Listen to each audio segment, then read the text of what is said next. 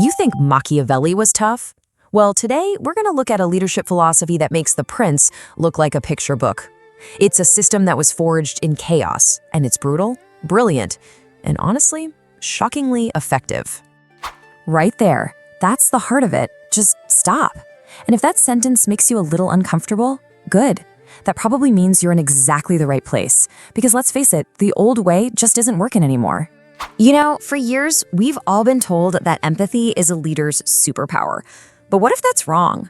What if, in today's economy, it's actually your single biggest weakness?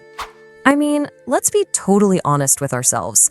This whole playbook of servant leadership and constant vulnerability, it's not just failing to get results. In a lot of places, it's actively sinking the ship.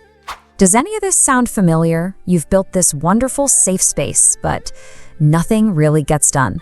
You spend way more time managing emotions than you do managing outcomes. And the bottom line? Yeah, it shows. You've created a really comfortable team that is comfortably sailing your business straight into an iceberg.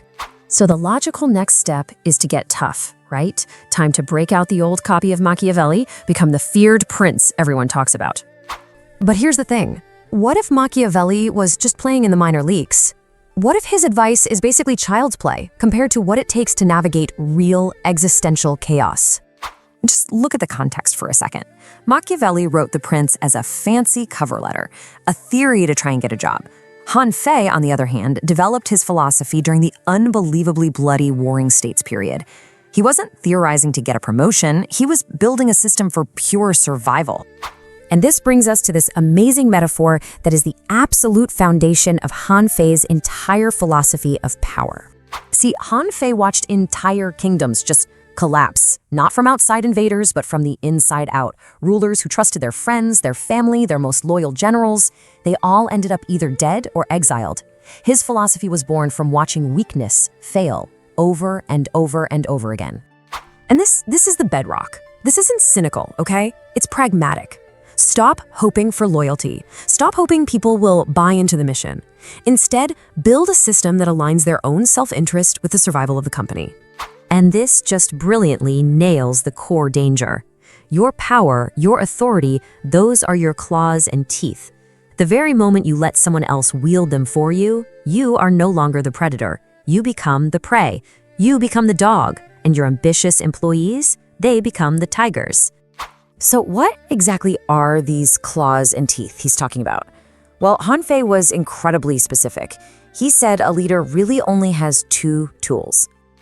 That's it. So simple. The power to punish and the power to reward. These are the two handles you use to steer the entire organization. And this is absolutely crucial. They have to stay in your hands and your hands alone. The second you delegate that or let a committee handle it, you've basically just given away the throne. And that's the key difference right there.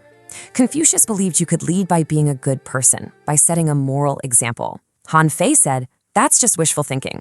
You can't run an organization on the hope that you'll only hire saints. You need a system so airtight that it basically forces even a totally self-interested person to do the right thing. Okay, so how in the world do you apply this ancient wisdom today? Well, it actually boils down to a brutally efficient three-step system. And this is maybe the most important thing to get straight. People hear punishment, and they immediately think of cruelty. That's a huge mistake. This system isn't about being a tyrant. It's about being radically, uncomfortably, and, in a way, beautifully clear. So here is the system. Step 1, define the job with zero ambiguity. What is the one number this person is responsible for? Step 2, if they hit that number, you reward them immediately, generously, no questions asked. And step 3, if they miss, they're gone. No performance improvement plan, no long, drawn-out conversations about their feelings. The result is the only thing that matters. Do you see what this does? This system frees you. It removes all that emotional labor that's burning you out. Your job is no longer to inspire or motivate or counsel. Your job is to design a clear system of consequences and then get out of the way. Ultimately, all of this, it comes down to a fundamental choice about what kind of leader you are actually going to be. I mean, we've all seen them, right? The beloved CEO who was so focused on culture and being liked that they just avoided every tough decision, right up until the day they had to lay off half the company. Their kindness actually led to catastrophe. And that's really the question you have to answer for yourself. Because when you're in a storm, the crew doesn't need a friend at the helm.